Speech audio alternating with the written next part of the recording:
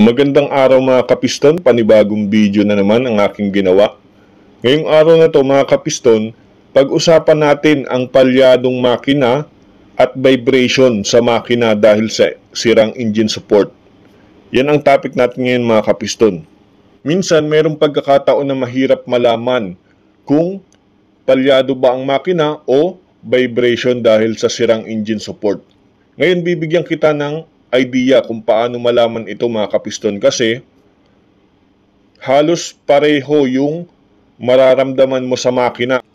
Unahin natin ang vibration dahil sa sirang engine support. Aakalain mo o iisipin mo na palyado ang makina kasi ang lakas ng vibration. Pero hindi makina ang may problema kundi yung engine support ay sira na kaya nararamdaman mo na malakas yung vibration. Ngayon, paano mo malalaman na vibration yon dahil sa sirang engine support? Ganito yon mga kapiston. Kapag naka-idle ang makina, alam mo yung naka-idle kapag normal operation yung makina o hindi ka umaapak ng accelerator, yun ang tinatawag na idle. Hinahayaan mo lang yung makina na umandar. Ngayon, kapag naka-idle ang makina at nararamdaman mo yung malakas na vibration, may posibilidad na sira yung engine support mo. Para ma-confirm mo o makasigurado ka, ang gawin mo, ilipat mo yung shifting lever sa drive position. Kapag naramdaman mo na nag-jerk yung makina tapos nawala yung vibration, ibig sabihin mga kapiston, engine support ang problema nun.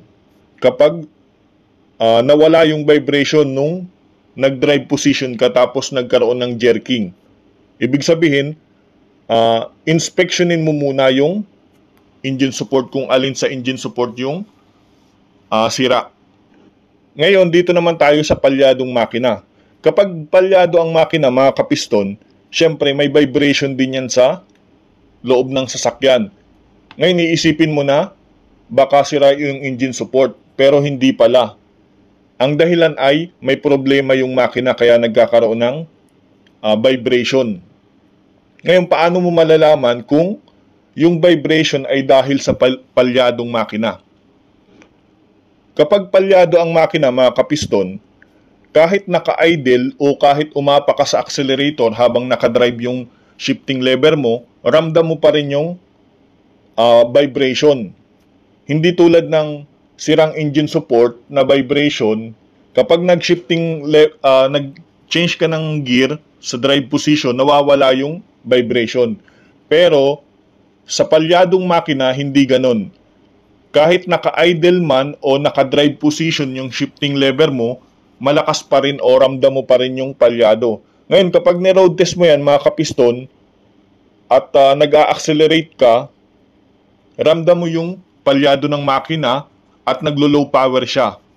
May time din na nagkakaroon ng engine light on at may time din na walang engine light on pero ramdam mo yung low power ng sasakyan. Ibig sabihin mga kapiston, yun ay dahil sa palyado ang makina, hindi ang vibration dahil sa sirang engine support.